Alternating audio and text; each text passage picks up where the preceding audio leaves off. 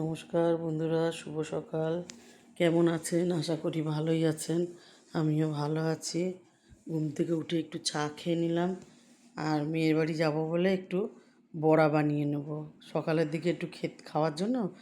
আজকে তো শুক্রবার, ওরা এটা ওটা খায় না, এমনকি চানাচুরটাও খেতে পারে না, কারণ চানাচুরে কিশমিশ দেওয়া থাকে। ওই জন্য একটু বেসন আর চাল গুঁড়ি দিয়ে কটা বড়া বানাবো।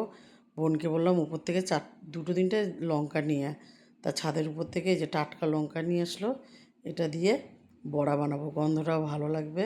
এখনও কচি আছে এগুলো। আর চান করে পুজোটা দিয়ে নেব।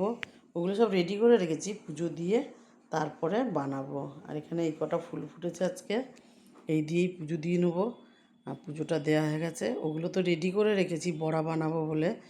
তা মেয়ে ফোন করেছিল, আমি বললাম ঠিক আছে একটু পরে যাচ্ছি, ছেলেকে চান করাতে লাগ, আমরা যাচ্ছি। তা যাই হোক, আমি তাড়াতাড়ি করে তেলটা দিয়ে গরম করে বড়াগুলো ভেজে নিলাম। অনেকগুলোই বড়া হলো। আর আজকে আমার বড় নাতির খুব ভালো, আজকে শুক্রবারে ওর খাওয়াটা ভালো হয়, কেননা মাছ থাকে না, কিছু না। ও মাছ মাংস খুব একটা পছন্দ করে না। আর এখানে বড়াগুলো, বড়া দিয়ে ডাল দিয়ে আলু ভাজা দিয়ে ও যে কী ভালো খায় বন্ধুরা, কি বলবো। এই মেয়ের বাড়ি চলে এসেছি। মেয়ের বাড়ি আসার সময় আজকে একটা বড় অ্যাক্সিডেন্ট হতে হতে বেঁচে গেছি। এটা যদি রোডে ফোডে থাকতাম হয়তো একটা কিছু হতো, মানে বড় অ্যাক্সিডেন্ট হয়ে যেত। কিন্তু গলির মধ্যে ছিলাম বলে না, পাটা একটু ঘষা লেগেছে, হাতে একটু লেগেছে।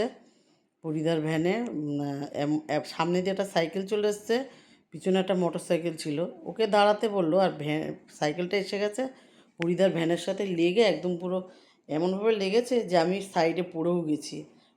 ভাগ্যিস মানে নিচে পড়ে যায়নি, পায়ে লেগেছে, হাতে লেগেছে, ওখানে পাঁচিল ছিল বলে রক্ষা।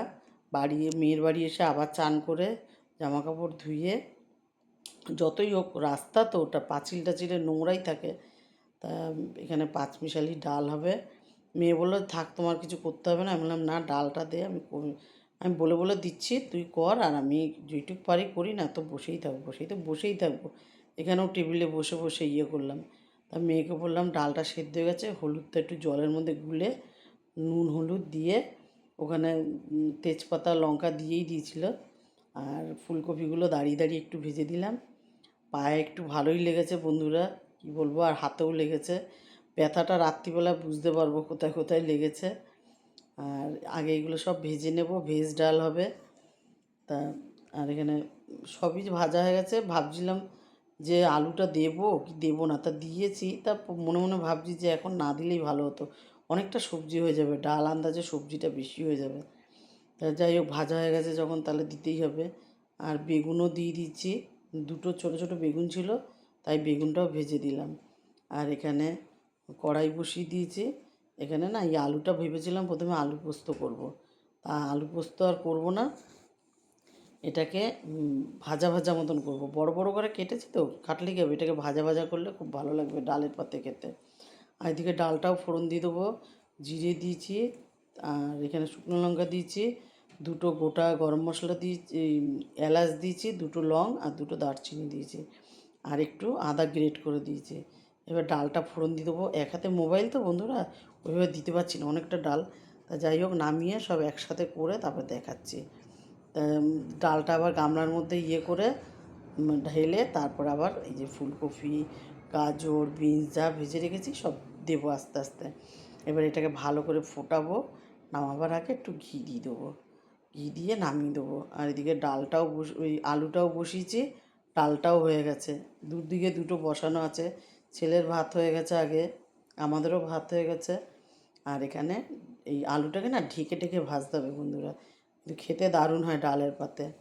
আর ছোটো নাতির অবস্থা দেখেন, সারা ঘর তো আঁকছে, আবার নিজের শরীরও একে একাকার করছে। আজ এটুকুই। ভালো লাগলে লাইক করুন, কমেন্ট করুন, আমার ইউটিউব চ্যানেলটাকে সাবস্ক্রাইব করুন, পেজটাকে ফলো করুন। ভালো থাকুন, সুস্থ থাকুন, শুভরাত্রি।